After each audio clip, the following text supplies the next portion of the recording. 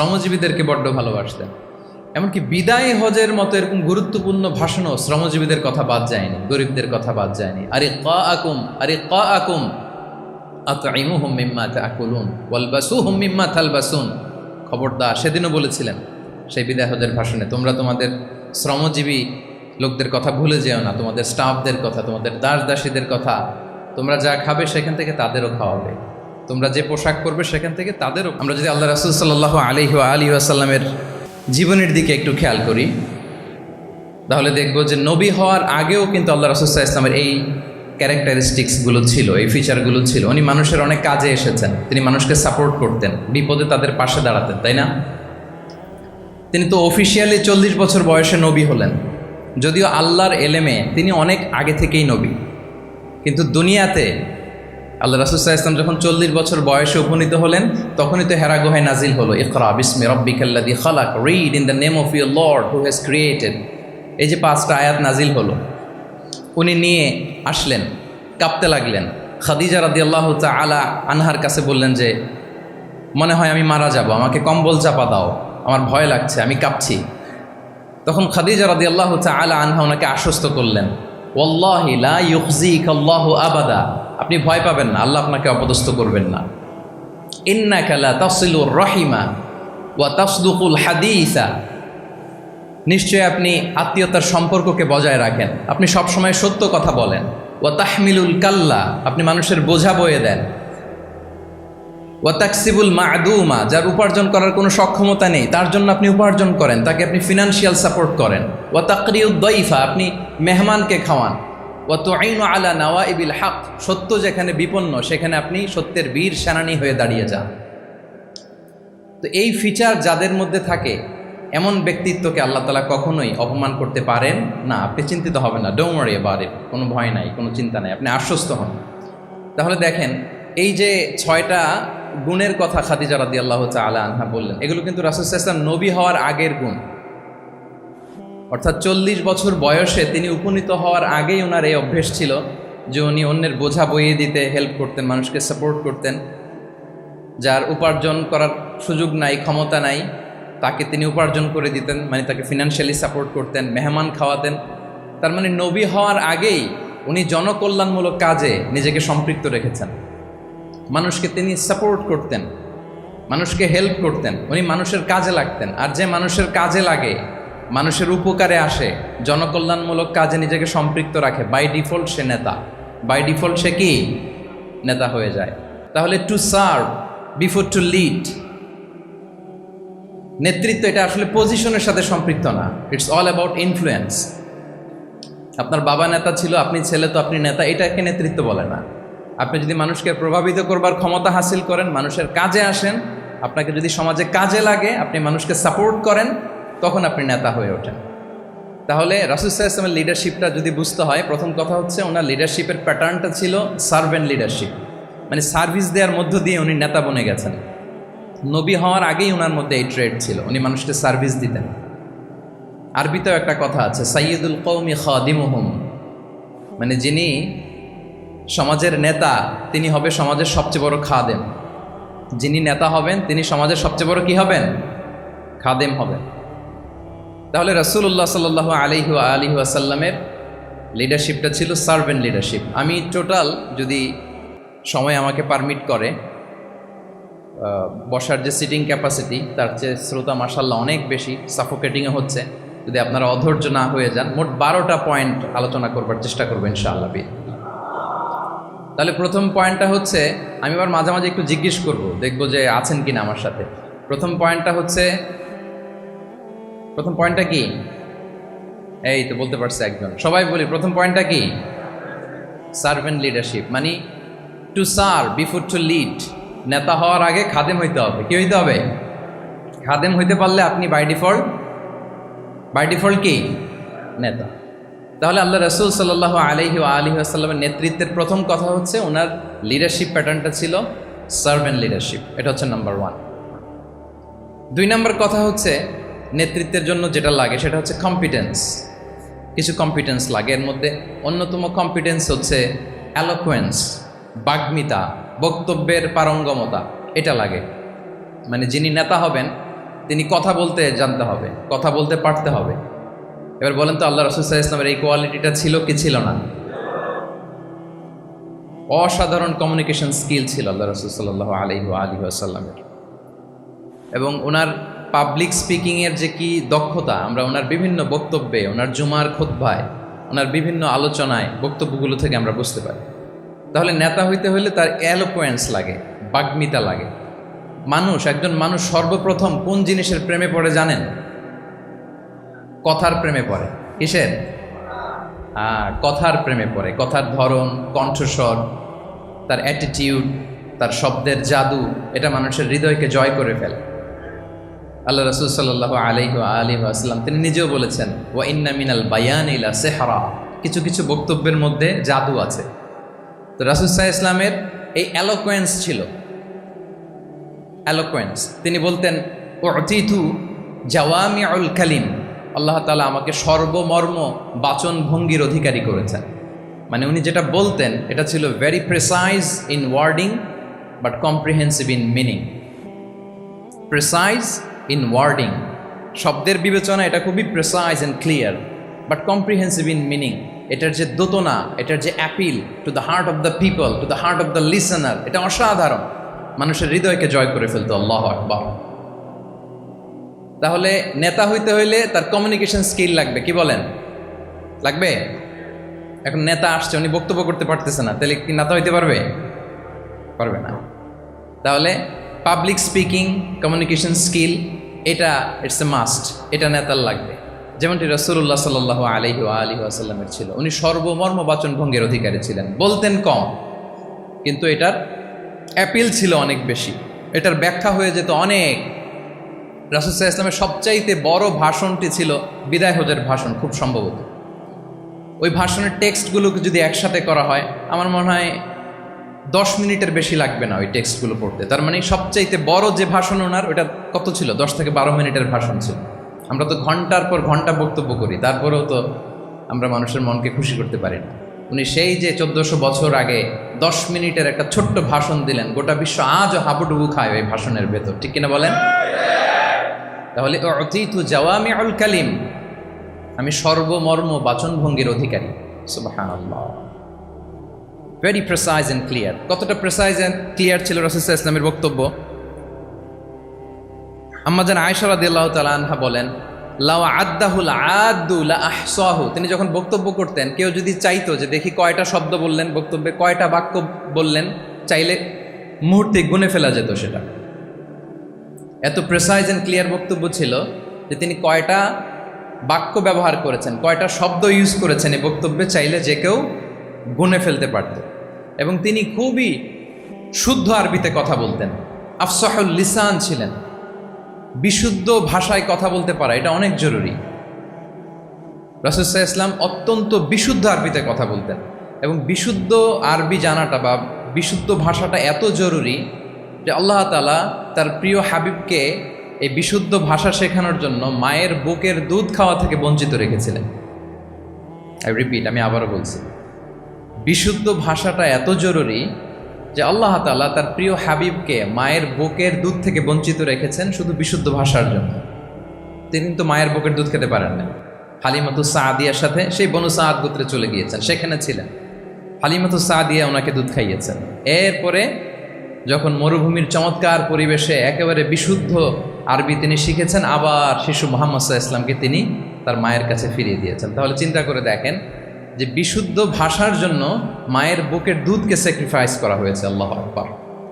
তাহলে আম্মাজান আয়েশা রাদিয়াল্লাহু তাআলা আনহা বলতেন, লাউ আদ্দাহুল আদ্দু লা আহসাহু, চাইলে যে কেউ গুনতে পারতো যে তিনি প্রিয় নবীজি কয়টা বাক্য বললেন, কয়টা শব্দ, এত প্রিসাইজ এন্ড ক্লিয়ার ছিল। অন্য বর্ণনায় এসেছে, কানা ইয়াতাকাল্লামু বিকালামিন বাইনাহু ফাসলুন, তিনি এমনভাবে কথা বলতেন, কথার মাঝখানে মাঝখানে পজ দিতেন। কি দিতেন? পজ দিতেন, মানে একটু থামতেন যাতে করে শ্রোতারা বুঝতে পারে। ইয়াতাকাল্লামু বিকালামিন বাইনাহু ফাসলুন, বলতে বলতে মাঝে মাঝে একটা পজ দিতেন যাতে সবাই বুঝতে পারে। ইয়াহফাযুহু মান জালাসা ইলাই, আশেপাশে যারা বসতো তারা সহজে এটা মুখস্থ করে ফেলতে পারত। পজ দিয়ে দিয়ে, থেমে থেমে, এত চমৎকার করে ওনার প্রেজেন্টেশন ছিল, বক্তব্য মালাগুলো ছিল ফলে যারা শুনতেছে ইজিলি মুখস্থ করে ফেলতে পারত। এবং গুরুত্বপূর্ণ কথা তিনি এমফেসাইজ করতেন, 3 বার বলতেন। একবার তিনি বলতেছেন আত্তাকওয়া হা হুনা হা হুনা হা হুনা ওয়া ইউশিরু ইলা সাদরিহি 3 মাররাত। তাকওয়াকে তিনি এখানে রেফার করেছেন। আমরা তো মনে করি তাকওয়া সব ঢুকে গেছে এখানে, তাকওয়া ঢুকে গেছে টুপিতে, তাকওয়া ঢুকে গেছে জামাতে, এগুলো তাকওয়ার একটা নমুনা। কিন্তু আল্লাহ রাসূল সাল্লাল্লাহু আলাইহি ওয়াসাল্লাম বলেছেন তাকওয়া এখানে এখানে এখানে, এভাবে 3 বার তিনি ইঙ্গিত করেছেন। গুরুত্বপূর্ণ কথাকে তিনি এভাবে এমফেসাইজ করতেন। মাঝে মাঝে এমন আবেগঘন বক্তব্য উপস্থাপন করতেন, সাহাবারা অশ্রুসিক্ত হতো। ওয়াজিলাত মিনহাল কুলুব যারাফাত মিনহাল উয়ুন। সাহাবারা বলতেন যে আমরা অশ্রুসিক্ত হতাম, আমাদের হৃদয় বিগলিত হতো। এত চমৎকার মর্মস্পর্শী বক্তব্য তিনি করতেন। এটা প্রেক্ষাপটের আলোকে। আবার যুদ্ধের ময়দানে যখন কমান্ড করতেন তখন আলা সাউতু ওয়াশতাদ্দা গদাবু, তিনি রেগে যেতেন, উঁচু কণ্ঠে তিনি কথা বলতেন, মনে হচ্ছে একজন সেনাবাহিনীর কমান্ডার তার ব্যাটালিয়নকে কমান্ড করছেন। আল্লাহু আকবার। তাহলে বক্তব্যের যত দিক হতে পারে, স্লো মোশনে, খুব তেজস্বী বক্তব্য, খুব জ্বালাময়ী বক্তব্য, আবার মর্মস্পর্শী বক্তব্য, সব ধরনের বক্তব্য তিনি করতেন। সুবহানাল্লাহ। তাহলে অ্যালোকোয়েন্স, 2 নাম্বার হচ্ছে অ্যালোকোয়েন্স। কম্পিটেন্সের খুব গুরুত্বপূর্ণ একটা অংশ হচ্ছে অ্যালোকোয়েন্স, বাগ্মিতা। এটা একজন নেতার থাকা চাই। কি বলেন? একজন নেতার এরকম বক্তব্য দিতে জানতে হবে না? আল্লাহ রাসূল সাল্লাল্লাহু আলাইহি ওয়া আলিহি ওয়াসাল্লাম তিনি ঠিক এইভাবে বক্তব্য করতেন।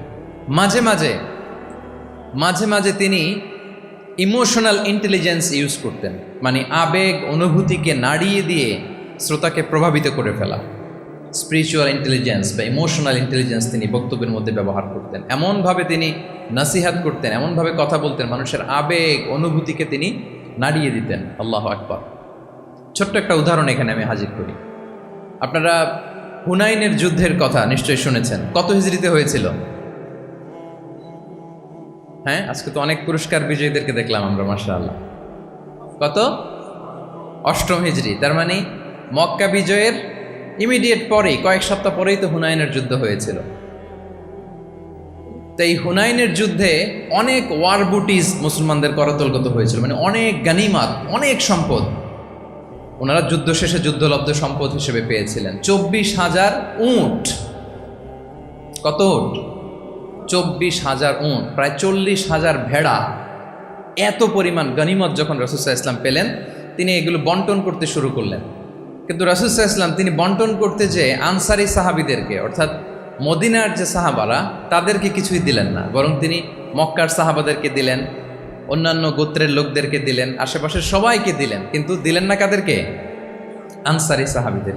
ফলে এত বিশাল ওয়ার বুটিজ, এর মধ্যে থেকে কিছুই আনসারিরা পেল না। ওনাদের মধ্যে ক্ষোভের জন্ম নিল, ওনাদের মধ্যে একটু অসন্তোষ তৈরি হলো, ক্ষোভের জন্ম হলো, এবং ক্ষোভ থেকে ওনারা সমালোচনা করতে আরম্ভ করলেন আল্লাহ রাসূল সাল্লাল্লাহু আলাইহি ওয়াসাল্লামের।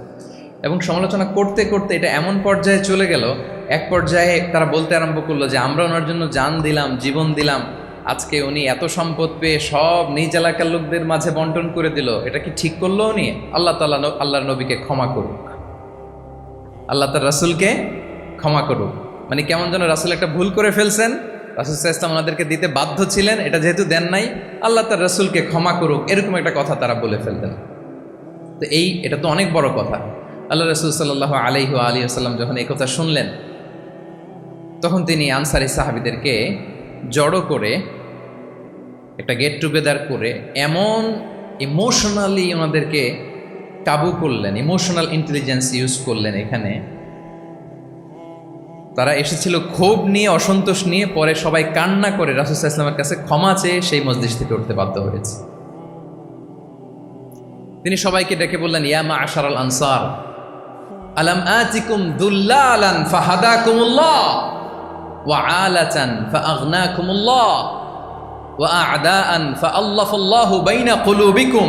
চমৎকার চমৎকার এক্সপ্রেশন, যে ওহে আনসাররা, আমি কি তোমাদেরকে পথভ্রষ্ট পাইনি, পথহারা পাইনি?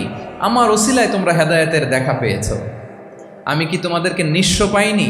আমার ওসিলায় তোমরা সমৃদ্ধ হয়েছো, সম্পদশালী হয়েছো। আমি কি তোমাদেরকে যুদ্ধরত অবস্থায় পাইনি? আউস খাজরাজ তোমরা তো ফাইট করতেছিলে ইচ আদার, আমি যে তোমাদের মধ্যে সম্প্রীতি আর ভালোবাসার মেলবন্ধনে তোমাদেরকে একত্রিত করে দিলাম। আওয়াজাতুম ফি আনফুসিকুম ফি লুআআতিন মিনাদ দুনিয়া, আর দুনিয়ার সামান্য কিছু জিনিসের কারণে তোমরা মনে কষ্ট পাচ্ছ, যেটা দিয়ে আমি কিছু মুসলিমদের হৃদয়কে আকৃষ্ট করছিলাম।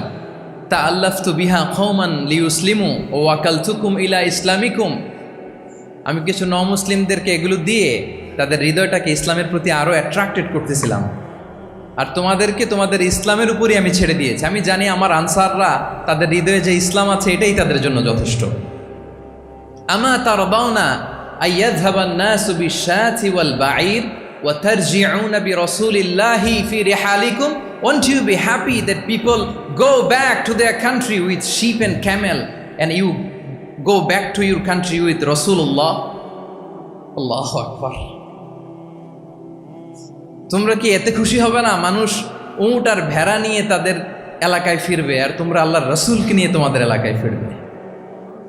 এরকম একটার পর একটা ইমোশনালি রাসূল সাল্লাল্লাহু আলাইহি ওয়াসাল্লাম যখন আনসার সাহাবীদেরকে কাবু করতে লাগলেন, ওনারা এমনভাবে কান্নার রোল জুড়ে দিল, এমনভাবে অনুতপ্ত হলো, কাঁদতে শুরু করলো। পরে এরা বলতে আরম্ভ করলো, আমি তো 2-1 বাক্য বললাম, লম্বা চূড়া মন মাতানো বক্তব্য, হৃদয়স্পর্শী বক্তব্য। তারা বললো, ইয়া রাসূলুল্লাহ, আমরা শুধু আপনাকে পেয়েই খুশি। রাসূল সাল্লাল্লাহু আলাইহি ওয়াসাল্লাম বলেন, গোটা বিশ্বের মানুষ যদি এই পথ ধরে আর আনসারীরা যদি এই পথ ধরে, আমি এই পথ ছেড়ে দিয়ে আনসারীদের পথে হাঁটবো। আল্লাহ তুমি আনসারদের ক্ষমা করো, তাদের সন্তানদের ক্ষমা করো, তাদের নাতিদেরকে ক্ষমা করো। এভাবে মর্মস্পর্শী বক্তব্য যখন ইমোশনাল ইন্টেলিজেন্স দিয়ে যখন রাসূল সাল্লাল্লাহু আলাইহি ওয়াসাল্লাম বললেন, সব আনসারী সাহাবারা কাঁদতে আরম্ভ করলেন। সবাই ফাবাকাল কওমু হাত্তা আখদালু লুহাহুম, তাদের প্রত্যেকের দাড়ি ভিজে গেল, এমন কান্না জুড়ে দিল। আল্লাহু আকবার। তাহলে এটা ছিল রাসূল সাল্লাল্লাহু আলাইহি ওয়াসাল্লামের বক্তব্যের মাধ্যমে শ্রোতাদের মাঝখানে প্রভাব সৃষ্টি করার ক্ষমতা। চিন্তা করতে পারেন, হৃদয় কেঁপে ওঠে না এই কথা শুনলে? Won't you be happy people go back to their home with sheep and camel and you take the messenger of Allah with you? মানুষ ছাগল ভেড়া নিয়ে ফিরতেছে, তোমরা তো আল্লাহর নবীকে নিয়ে ঘরে ফিরতেছো। আল্লাহু আকবার। তাহলে এই কম্পিটেন্সটা লাগে একজন নেতা, তিনি এরকম মর্মস্পর্শী বক্তব্য দিতে জানতে হবে। কি বলেন? এটা দরকার আছে না? আচ্ছা, তাহলে রাসূল সাল্লাল্লাহু আলাইহি ওয়াসাল্লামের লিডারশিপ নিয়ে যেহেতু কথা বলছি, প্রফেটিক লিডারশিপ, প্রথমটা বলেছিলাম ওনার লিডারশিপের স্টাইল কি ছিল? এই তো মুখস্থ হয়ে গেছে, মাশাআল্লাহ। আবার লেটস মেক এ নয়েজ, প্রথমটা কি ছিল?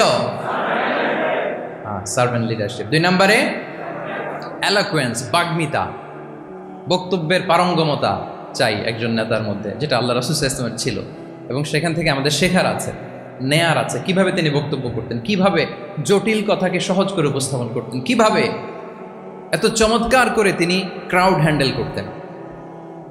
2 গেল। 3 নম্বর হচ্ছে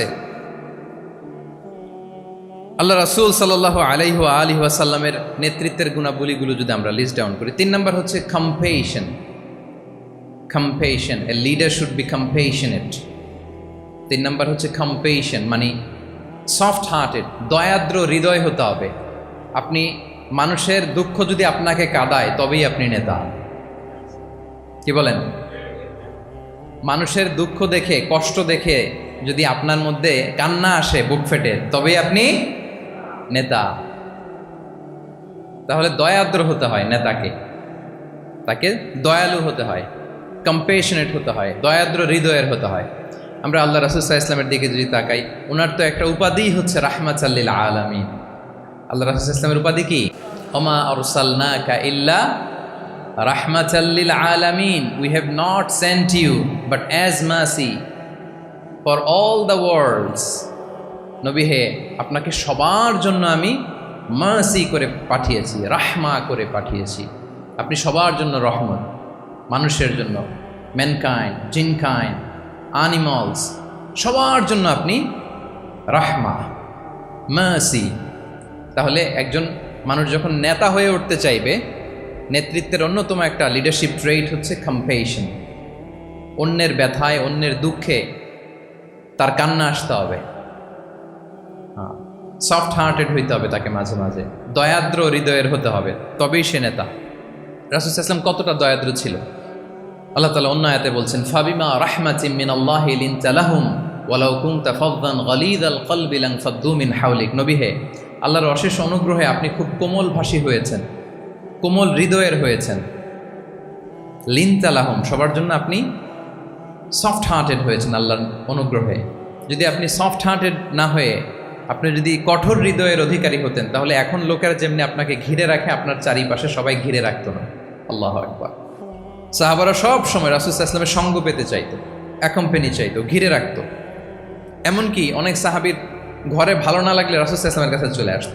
এমনকি অনেক সাহাবী বলতেন যে আমার পেটে ক্ষুধা লাগলেই আমি রাসূলের কাছে যেতাম, কারণ রাসূলের চেহারা দেখলে আমার পেটের ক্ষুধা উধাও হয়ে যেত। ফাবিমা রাহমাতিন মিনাল্লাহি লিনতা লাহুম, নবী হে, আল্লাহর অনুগ্রহে আপনি কোমল ভাষী হয়েছেন। তাহলে কোমল হৃদয়ের হওয়া, সফট হার্টেড হওয়া, দয়াদ্র চিত্তের হওয়া, এটা অন্যতম একটা লিডারশিপ ট্রেট। এত দয়াদ্র ছিলেন, আল্লাহ তাআলা বলছেন ফালাআল্লাকা বাখিউন নাফসাকা আলা আসারিহিম ইল্লাম ইউমিনু বিহাযাল হাদীসি আসাফা।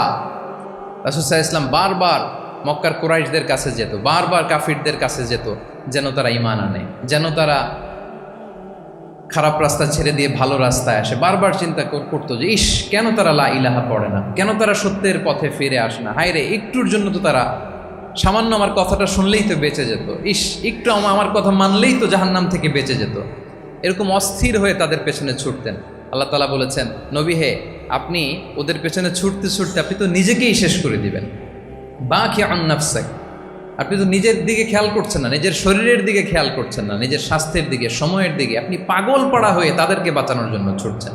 তাহলে কতটা দয়াদ্র কোমল হৃদয়ের অধিকারী হলে যে কাফেররা রাসূল সাল্লাল্লাহু আলাইহি ওয়াসাল্লামকে ফিজিক্যালি মেন্টালি এমন কোনো টর্চার নেই করে নাই, তাদের পিছনে পিছনে ছুটতেন তিনি। হায় রে, একটু যদি ইমানের রাস্তায় আনা যায়, কোনোভাবে যদি তাদেরকে বুঝিয়ে কনভিন্স করা যায়, তাহলে কম্প্যাশনেট, দয়ালু হওয়া, এটা নেতৃত্বের অন্যতম একটা গুণ। আপনার হৃদয়ে দয়া থাকতে হবে, মায়া থাকতে হবে সবার জন্য, কারণ নেতা তিনি তো সবার। লেটসে বাংলাদেশের যিনি প্রধানমন্ত্রী হবেন, আরও রেলেভেন্ট হয়ে যাচ্ছে এখন কথা, সামনে তো নির্বাচন আসতেছে, সো কেউ না কেউ তো প্রধানমন্ত্রী হবে।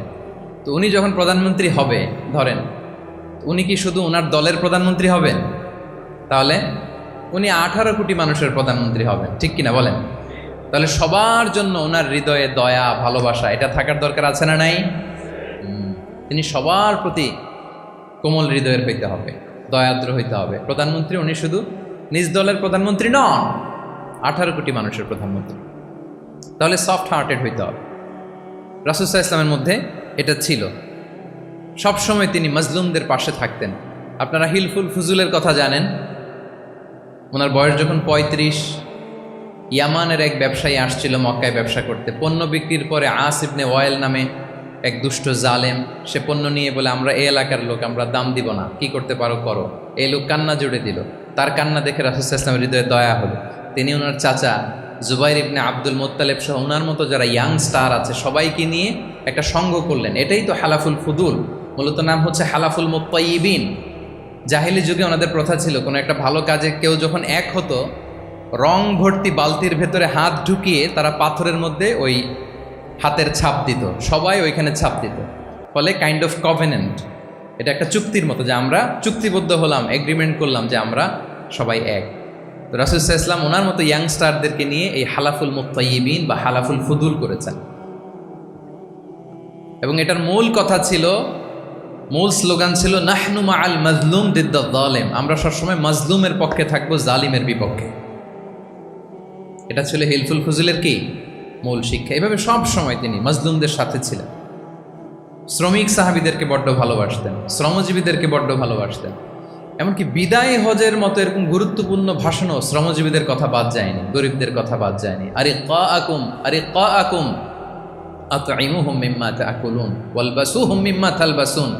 খবরদার, সেদিনও বলেছিলেন সেই বিদায় হজের ভাষণে, তোমরা তোমাদের শ্রমজীবী লোকদের কথা ভুলে যেও না, তোমাদের স্টাফদের কথা, তোমাদের দাস দাসীদের কথা। তোমরা যা খাবে সেখান থেকে তাদেরও খাওয়াবে, তোমরা যে পোশাক পরবে সেখান থেকে তাদেরও পোশাকের ব্যবস্থা করবে। আল্লাহু আকবার। তাহলে রাহমাতাল লিল আলামিন, তিনি ছিলেন কম্প্যাশনেট, দয়ালু হৃদয়ের অধিকারী। তাহলে নেতা হইতে হলে তার হৃদয়ে কি থাকা লাগবে? দয়া। তাহলে 3 নম্বর পয়েন্টটা কি? হ্যাঁ কি সবাই বলি, 3 নম্বর পয়েন্টটা কি? কম্প্যাশন, অনুগ্রহ বা দয়া। এটা একজন নেতার হৃদয়ে থাকা চাই। 4 নম্বরে হচ্ছে ইন্টেগ্রিটি। ইন্টেগ্রিটি মানে সততা, নৈতিকতা থাকতে হবে। এটা অন্যতম একটা লিডারশিপ ট্রেট। এটার বড় ক্রাইসিস এখন ইন্টিগ্রিটির। রাসূল সাল্লাল্লাহু আলাইহি ওয়াসাল্লামের লিডারশিপটা ছিল এথিক্যাল লিডারশিপ, কিন্তু এইটার অনেক বড় ক্রাইসিস আমাদের সমাজে, আমাদের নেতৃত্বের মাঝে। কি বলেন? নৈতিকতার ঘাটতি আছে না?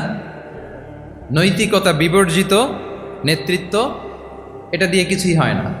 একটা জাতির ধ্বংসের জন্য নৈতিকতা বিবর্জিত নেতৃত্বই যথেষ্ট। এজন্য নৈতিকতা লাগবে, ইন্টিগ্রিটি, সততা। আমরা যদি আল্লাহ রাসূল সাল্লাল্লাহু আলাইহি ওয়াসাল্লামের নেতৃত্বের দিকে তাকাই, তাহলে ওনার সততা, ওনার সত্যবাদিতা, ওনার আমানতদারিতা নিয়ে যদি আমরা একটু সিরাতের পরতে পরতে খেয়াল করি, এমনকি নবী হওয়ার আগে যদি খেয়াল করি, তাহলে দেখব যে মক্কার লোকেরা আল্লাহ রাসূল সাল্লাল্লাহু আলাইহি ওয়াসাল্লামকে আস-সাদিক, আল আমিন উপাধিতে ভূষিত করেছেন। সুবহানাল্লাহ, মানে সত্যবাদী, ট্রুথফুল অ্যান্ড ট্রাস্টওয়ার্দি। স্বয়ং মক্কার লোকেরা, মক্কার মুশরিকরা রাসূল সাল্লাল্লাহু আলাইহি ওয়াসাল্লামকে উপাধি দিয়েছিলেন আল আমিন। কি উপাধি দিয়েছিলেন? আল আমিন। তার মানে কখনো মিথ্যা বলেননি, কখনো আমানতের খেয়ানত করেননি। যখন আয়াত নাজিল হলো ওয়া আনজির আশিরাতাকাল আকরাবিন, হে নবী আপনি আপনার নিকট আত্মীয়দেরকে সতর্ক করুন জাহান্নামের আযাবের, তিনি সাফা পাহাড়ের চূড়ায় উঠে গেলেন, ডাকতে আরম্ভ করলেন, ও মক্কার লোকেরা, ও আমার আত্মীয়রা, আমি যদি বলি এই পাহাড়ের পেছনে একদল ঘোড় সাওয়ার সশস্ত্র ব্যাটালিয়ন তোমাদেরকে এখনই অ্যাটাক করবে, তোমরা কি বিশ্বাস করবে? আকুনতুম মুসাদ্দিকিয়া, আমার কথা বিশ্বাস করবে? মক্কাবাসী এক বাক্যে কি বলেছিল জানেন? তারা বলেছিল নাম, অবশ্যই বিশ্বাস করবে। আমি যদি বলি তোমাদেরকে অ্যাটাক করার জন্য প্রস্তুত একদল ঘোড়সাওয়ার, বিশ্বাস করবে? আকুনতুম মুসাদ্দিকিয়া, সবাই কি বলেছিল? নাম, অবশ্যই বিশ্বাস করবে। কেন বিশ্বাস করবে? বলে যে মা জাররাবনা আলাইকা ইল্লা সিদকা, we have never ever experienced a single lie from you in our life. আমরা জীবনে কোনোদিন তোমার মিথ্যা বলতে শুনি নাই। আল্লাহু আকবার। তাহলে দেখেন এই বাক্যটার ওজন কত দেখেন। মা জাররাবনা আলাইকা ইল্লা সিদকান, আমরা কখনো তোমার থেকে মিথ্যা শুনি নাই। তার মানে এক বাক্যে রাসূল সাল্লাল্লাহু আলাইহি ওয়াসাল্লামের বিগত 40 বছরের হিস্ট্রি ফুটে উঠছে। কি বলেন? বিগত 40 বছরের হিস্ট্রি এই বাক্যে আছে না নাই? মা জাররাবনা আলাইকা ইল্লা সিদকান, আমি তো কোনোদিন মিথ্যা শুনি নাই তোমার জবান থেকে, তো কেন বিশ্বাস করব না? কি নিঃসংকোচ স্বীকৃতি এলাকার লোকদের, জীবনে আমরা কোনোদিন তোমার মুখ থেকে মিথ্যা শুনি নাই, তো তুমি যদি বলো যে ঘোড়সাওয়ার অ্যাটাক করার জন্য রেডি, অবশ্যই বিশ্বাস করবো, তুমি সত্যবাদী। আল্লাহু আকবার। এইটা আমাদের সমাজে অনেক বড় ক্রাইসিস, আমানতদারিতা, ট্রাস্টওয়ার্দিনেস। যত বড় নেতা দেখা যায় তত বেশি দুর্নীতিগ্রস্ত, ঠিক কিনা বলেন? যত বড় নেতা তত বেশি টাকা পাচার করার রেকর্ড তার বেশি, ঠিক কিনা? মানে উল্টা হয়ে গেছে, যেটা সবচেয়ে ইন্টিগ্রিটি বেশি দরকার ছিল, এটা আমাদের কম। সো এখান থেকে আমাদের শিখতে হবে, অনেক কিছু রিভাইজ করতে হবে আমাদেরকে। এই যে নতুন বাংলাদেশের চমৎকার সময় এসেছে, আর 54 বছরও হয়তো আমরা এই সুযোগ পাবো না, ঠিক কিনা? এজন্য আমাদেরকে শিখতে হবে রাসূল সাল্লাল্লাহু আলাইহি ওয়াসাল্লামের যে ইন্টিগ্রিটি, ওনার যে ট্রাস্টওয়ার্দিনেস, এই আমানতদারিতা থেকে আমাদেরকে শিখতে হবে। আমাদের নেতাদেরকেও আমানতদার হইতে হবে। প্রিয় ভাইয়েরা, তাহলে নেতাকে আস্থার জায়গা তৈরি করে নিতে হয়। রাসূল সাল্লাল্লাহু আলাইহি ওয়াসাল্লাম এটা ধীরে ধীরে তৈরি করেছেন। আপনারা জানেন যে উনি নবুয়তের আগে পার্টনারশিপে বিজনেস করতেন খাদিজা রাদিয়াল্লাহু তাআলা আনহার সাথে। মানে খাদিজা রাদিয়াল্লাহু তাআলা আনহার ইনভেস্টমেন্ট আর উনি শ্রম দিতেন। তো উনি সিরিয়াতে গিয়েছেন পণ্য নিয়ে, মালামাল নিয়ে। ওনার ব্যবসা বাণিজ্যের ধরন কেমন এটা দেখবার জন্য খাদিজা রাদিয়াল্লাহু তাআলা আনহা ওনার এক বান্ধবীকে পাঠিয়েছিলেন ওই ক্যারাভ্যানে, ওই কাফেলায়। নাম ছিল মাইসারা। কি নাম? মাইসারা। তো মাইসারাকে বলেছে, মাইসারা তুমি দেখবা যে টাকা পয়সা আবার উল্টাপাল্টা করে কিনা, ঠিকঠাক মতো ব্যবসা করে কিনা, আমার huge investment, on behalf of me তুমি এই ক্যারাভানে থাকবে আর দেখবে যে মোহাম্মদ ঠিকঠাক বিজনেসটা করে কিনা। আল্লাহু আকবার। মাইসারা এই সফর শেষে এসে খাদিজা রাদিয়াল্লাহু তাআলা আনহার কাছে এমন পজিটিভ রিভিউ দিয়েছে, এই রিভিউ শুনেই খাদিজা রাদিয়াল্লাহু তাআলা আনহা বিষ্ণু ইসলামকে বিয়ে করার জন্য রাজি হয়ে গেছেন। আলহামদুলিল্লাহ। মাইসারা এসে রিভিউ দিতে লাগলো যে মোহাম্মদ সে সবার চেয়ে আলাদা সাল্লাল্লাহু আলাইহি ওয়াসাল্লাম। তার ওঠা বসা, তার চলন বলন, তার কথন, তার ডিলিংস, তার লেনদেন সব আলাদা, অসাধারণ তিনি। আল্লাহু আকবার, তিনি অসাধারণ। তাহলে মাইসারার রিভিউ শুনে আল্লাহু আকবার খাদিজা রাদিয়াল্লাহু তাআলা আনহা তিনি অবাক হয়ে গেলেন এবং তিনি বিয়ের প্রস্তাব পাঠালেন। রাসূল সাল্লাল্লাহু আলাইহি ওয়াসাল্লামের এই আমানতদারিতায় মুগ্ধ হয়ে কি করলেন? বিয়ের প্রস্তাব পাঠালেন। তাহলে কি পরিমাণে ট্রাস্টওয়ার্দিনেস ওনার ছিল। এবং মজার ব্যাপার, আরও মজার ব্যাপার হচ্ছে মক্কার কুরাইশরা, মক্কার লোকেরা রাসূল সাল্লাল্লাহু আলাইহি ওয়াসাল্লামের কাছে এসে আমানতের সম্পদ গচ্ছিত রাখতো। আবু জাহেলের কাছে রাখতো না, উতবা, শাইবা, ওয়ালিদ ইবনে মুগিরা কারো কাছে রাখতো না। খেয়াল করে দেখেন, দল করে আবু জাহেলের, দল করে কার, কিন্তু আমানত রাখে কার বাসায়? কি অবাক করা কাণ্ড না? কর্মী হচ্ছে আবু জাহেলের, কিন্তু আমানতের সম্পদ রাখে কার কাছে? মুহাম্মদ সাল্লাল্লাহু আলাইহি ওয়াসাল্লামের বাসায়। রাসূল সাল্লাল্লাহু আলাইহি ওয়াসাল্লাম যেদিন হিজরত করবেন, উনি সাইয়েদনা আলী রাদিয়াল্লাহু তাআলা আনহুকে অ্যাসাইন করে গিয়েছেন যে আলী তুমি থাকো, তুমি কয়েকদিন পরে মদিনায় হিজরতে যাবা, আমার কাছে যত আমানতের সম্পদ আছে এগুলো তুমি আগে বিলি করে তারপরে যাবে। রাসূল সাল্লাল্লাহু আবু বকর রাদিয়াল্লাহু তাআলা আনহুকে নিয়ে চলে গেলেন।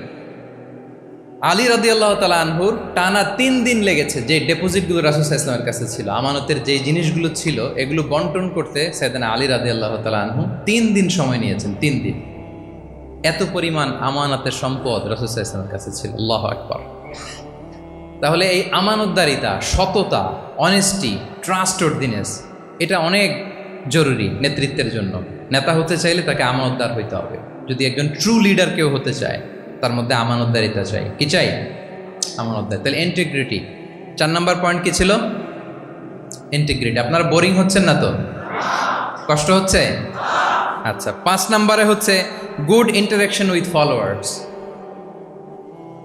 গুড ইন্টারাকশন উইথ ফলোয়ার্স মানে নেতার তার ফলোয়ারের সাথে কি লাগবে? ভালো ইন্টারাকশন লাগবে, সুন্দর একটা সম্পর্ক লাগবে, ভালো বোঝাপড়া চাই। একজন ভালো নেতৃত্বের বৈশিষ্ট্য হচ্ছে নেতা তার ফলোয়ারের সাথে কি করবে? ইন্টারেক্ট করবে। এখানেই বস আর লিডারের মধ্যে পার্থক্য। বস কি করে? খালি হুকুম, অর্ডার করে শুধু।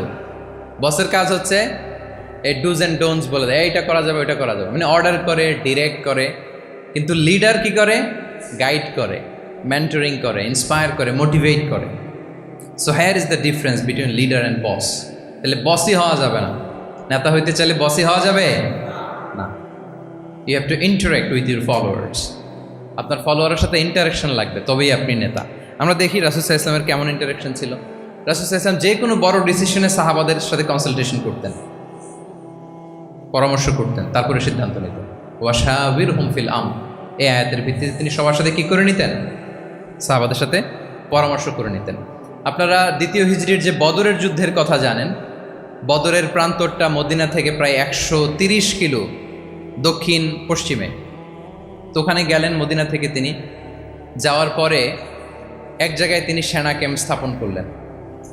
স্থাপন করার পরে হাব্বাব ইবনুল মুনজির রাদিয়াল্লাহু তাআলা আনহু তিনি জিজ্ঞেস করলেন, ইয়া রাসূলুল্লাহ, এই যে আপনি এই জায়গায় বদরের প্রান্তরে সেনা শিবির স্থাপন করলেন, সেনা ক্যাম্প স্থাপন করলেন, এটা কি আল্লাহর দেখিয়ে দেয়া কোনো জায়গা নাকি আপনার ইচ্ছায়? তিনি বললেন, আমানজিলান আনসালাকাল্লাহু লাইসা লানা আন নাতাকদ্দামাহু ওয়ালা নাতাআখারা আনহু। এটা কি একেবারে ফিক্সড আল্লাহর পক্ষ থেকে ওহী যে এখানেই সেনা শিবির স্থাপন করতে হবে, নাকি আমহুয়ার রা'য়ু ওয়াল হারবু ওয়াল মাকিদা, নাকি এটা যুদ্ধের কৌশল হিসেবে আপনি নিজ থেকে করেছেন? রাসূল সাল্লাল্লাহু আলাইহি ওয়াসাল্লাম বললেন, না, এটা কোনো ওহী না। আমার কাছে মনে হয়েছে, আমার যে অ্যানালিসিস, আমার মনে হয়েছে বদরের যুদ্ধে এখানেই আমাদের পজিশনিংটা হইলে ভালো হয়। হাব্বাব ইবনে মুনজির রাদিয়াল্লাহু তাআলা আনহু বলেন, না, ইদান লাইসা হাযা বিমানসিল ইয়া রাসূলুল্লাহ, তাহলে এইখানে যদি আপনার নিজ থেকে আপনি এটা ডিসাইড করেন, আমি আপনার অনুমতিক্রমে বলতে চাই ইয়া রাসূলুল্লাহ, এটা সুন্দর জায়গা হয়নি। সুন্দর জায়গা হয়নি? তাহলে কোথায়? হাব্বাব বললেন, ওইখানে, ওই যে বদরের একটা কুয়া আছে, এখানে পানির সোর্স আছে। আমরা যদি ওইখানে একটা ব্লকেট দিয়ে দাঁড়াতে পারি, তাহলে কুরাইশরা এসে আর পানি খেতে পারবে না। ওরা পানি না খেয়েই মরবে, যুদ্ধেও মরবে, পানির অভাবেও মরবে। আল্লাহু আকবার। এক মুহূর্ত দেরি করলেন না রাসূল সাল্লাল্লাহু আলাইহি ওয়াসাল্লাম। এই অপিনিয়ন পাওয়ার সাথে সাথেই বললেন, এই সেনা ক্যাম্প এখান থেকে উঠে হাব্বাব যেখানে বলেছে ওইখানে যে সেনা শিবির স্থাপন করো। 1 সেকেন্ডও দেরি করেন নাই। তাহলে কোনো ইগোইস্টিক ঝামেলা ছিল না, ভেরি অ্যাকোমোডেটিভ ছিলেন রাসূল সাল্লাল্লাহু আলাইহি ওয়াসাল্লাম। আমরা অনেক সময় নতুন কোনো কথা শুনলে, কোনো রিফর্ম শুনলে, শ্রোতাদের মধ্যে থেকে কিছু একটা শুনলে আটকে উঠি, চেঞ্জ করতে চাই না, রিজিড হয়ে থাকে। এই রিজিডিটি রাসূল সাল্লাল্লাহু আলাইহি ওয়াসাল্লামের মধ্যে ছিল না। ভেরি অ্যাকোমোডেটিভ ছিলেন, ইজিলি ওপেন আপ করতে পারতেন, মুহূর্তেই বলেন ঠিক আছে, আমি যেখানে করেছি আসলে ঠিক হয় না। হাব্বাব যেখানে বলেছে সবাই ওখানে যে সেনা ক্যাম্প স্থাপন করো, আল্লাহু আকবার। উনি চাইলে বলতে পারতেন, এই হাব্বাব তুমি কি আমার চেয়ে বেশি বুঝো? আমি তো নবী, তুমি আমার উম্মাহ, আমার কাছে ওহী আসে। কোনো ধরনের আর্গুমেন্টে না যে সরাসরি রাসূল সাল্লাল্লাহু আলাইহি ওয়াসাল্লাম এটাকে মেনে নিলেন, আল্লাহু আকবার। তাহলে এই যে ইন্টারাকশন দেখেন কত চমৎকার ইন্টারাকশন ছিল সাহাবীদের সাথে রাসূলুল্লাহ সাল্লাল্লাহু আলাইহি ওয়াসাল্লাম। তাহলে good interaction with your followers এটা জরুরি। আমরা যদি খন্দকের ঘটনা দেখি, খন্দকের যে পরীক্ষা খনন করা হয়েছিল এটা কিন্তু কোনো মদিনার বা মক্কার কোনো আরাবিয়ান সাহাবাদের কাছ থেকে এই পরামর্শ আসেনি, এসেছে কার কাছ থেকে? সালমান আল ফারিসি। বাড়ি কই? সেই ইরান, ইয়ামান না, ইরানে। হি ওয়াজ পার্সিয়ান, উনি ইরান থেকে আসছে। ফারিসি, সালমান আল ফারিসি, পারস্য থেকে আসা। ওনার কথা অনুযায়ী তিনি বলছেন এবং বলেছেন সালমান মিন্না আহলাল বাইত, ওনাকে আহলে বাইতের স্ট্যাটাস তিনি দিয়েছেন, আল্লাহু আকবার। তাহলে ইজিলি তিনি সাহাবীদের কাছ থেকে চমৎকার অপিনিয়ন আসলে সেটাকে পিক করতেন এবং তাদের সাথে চমৎকার ইন্টারাকশন ছিল। সাহাবীদের সাথে, ফলোয়ারদের সাথে ওনার কতটা গভীর ইন্টারাকশন ছিল, ছোট্ট একটা হাদিস বলে, হাদিসটা সহিহ, মুসনাদে আহমদ ইবনে হাম্বালে এসছে, আমি এই পয়েন্টটা শেষ করছি। রাসূল সাল্লাল্লাহু আলাইহি ওয়াসাল্লামের যুগে এক সাহাবী ছিল, তার নাম ছিল জাহির ইবনে হারাম আল আশজাঈ। জাহির সাহাবীর নাম কি? সবাই বলুন, কি নাম? জাহির রাদিয়াল্লাহু তাআলা। উনি মদিনায় থাকতেন না, উনি মরুপল্লীতে থাকতেন, মানে বেদুইন ছিলেন আর কি। মদিনা তো শহর, সিটি, উনি সিটিতে থাকতেন না, উনি থাকতেন মরুপল্লীতে। ওখানে তিনি অর্গানিক ফলমূল শাকসবজি চাষ করতেন। রাসূল সাল্লাল্লাহু আলাইহি ওয়াসাল্লাম ওনার এই অর্গানিক ফলমূল আর শাকসবজি খুব পছন্দ করতেন। ফলে উনি প্রায়ই সেই মরুপল্লী থেকে রাসূল সাল্লাল্লাহু আলাইহি ওয়াসাল্লামের জন্য অর্গানিক ফ্রেশ ফ্রুট আর শাকসবজি মদিনায় নিয়ে আসতেন এবং এগুলো ফ্রিতে দিতেন রাসূল সাল্লাল্লাহু আলাইহি ওয়াসাল্লামকে অ্যাজ এ গিফট। উপহার হিসেবে রাসূল সাল্লাল্লাহু আলাইহি ওয়াসাল্লামকে মরুপল্লী থেকে চাষ করে আনা ফলমূল শাকসবজি দিতেন, আর কিছু শাকসবজি ফলমূল তিনি মদিনার বাজারে বিক্রি করতেন। তো একবার তিনি এসে রাসূল সাল্লাল্লাহু আলাইহি ওয়াসাল্লামকে অর্গানিক এই ফ্রুটগুলো দিয়ে বাকিগুলো মদিনার বাজারে বিক্রি করতেছেন। রাসূলুল্লাহ সাল্লাল্লাহু আলাইহি ওয়াসাল্লাম বাজার ভ্রমণে গেলেন, যে দেখে ওই তো জাহির, উনি আবার কানা রজুলান দামিমান, একটু কুৎসিত দেখতে, একটু খাটো কুৎসিত শ্যামবর্ণের ছিলেন। তো ওনাকে দেখেই রাসূল সাল্লাল্লাহু আলাইহি ওয়াসাল্লাম পিছন থেকে এরকম ঝাপটে ধরলেন, পিছন থেকে হাগ করলেন আর কি। তো পিছন থেকে যখন ঝাপটে ধরলেন, উনি তো আর দেখতে পারতেছেন না কে ধরলো। উনি বলে মান হাদা আর সিলনি, এই ছাড়ো ছাড়ো, কে কে, এই কোন লোক আমারে ধরলো, ছাড়ো ছাড়ো করে অস্থির। যখন পিছনে ফিরে দেখে আল্লাহ রাসূল সাল্লাল্লাহু আলাইহি ওয়াসাল্লাম, এখন আর ছাড়াছাড়ি করে না, এখন ওনার পিঠটা রাসূল সাল্লাল্লাহু আলাইহি ওয়াসাল্লামের বুক মুবারকের দিকে আরো লাগাই দিচ্ছে এইভাবে। সুবহানাল্লাহ। এতক্ষণ বলে এই কে, ছাড়ো ছাড়ো। যখন দেখে রাসূল সাল্লাল্লাহু আলাইহি ওয়াসাল্লাম এখন আর তাড়াহুড়ো করতেছে না, এখন ওনার পিঠটা রাসূল সাল্লাল্লাহু আলাইহি ওয়াসাল্লামের বুক মুবারকের সাথে আরো ঠেলে দিচ্ছে। রাসূল সাল্লাল্লাহু আলাইহি ওয়াসাল্লাম এবার মজার ছলে বললেন, মাইয়াশতারি হাযাল আব, ফান করে বলতেছেন, এই একটা দাস আছে আমার কাছে, এই লোকটারে কে কিনবে, আমি বেচবো, কে কিনবে? জাহির রাদিয়াল্লাহু তাআলা আনহু বলেন, ইয়া রাসূলুল্লাহ ইদান ওয়াল্লাহি তাজিদুনি কাসিদান, আমি কালো মানুষ, আমি সস্তা মানুষ, আমারে বেচলে বেশি দাম পাবেন না, আমি তো সস্তা মানুষ ইয়া রাসূলুল্লাহ।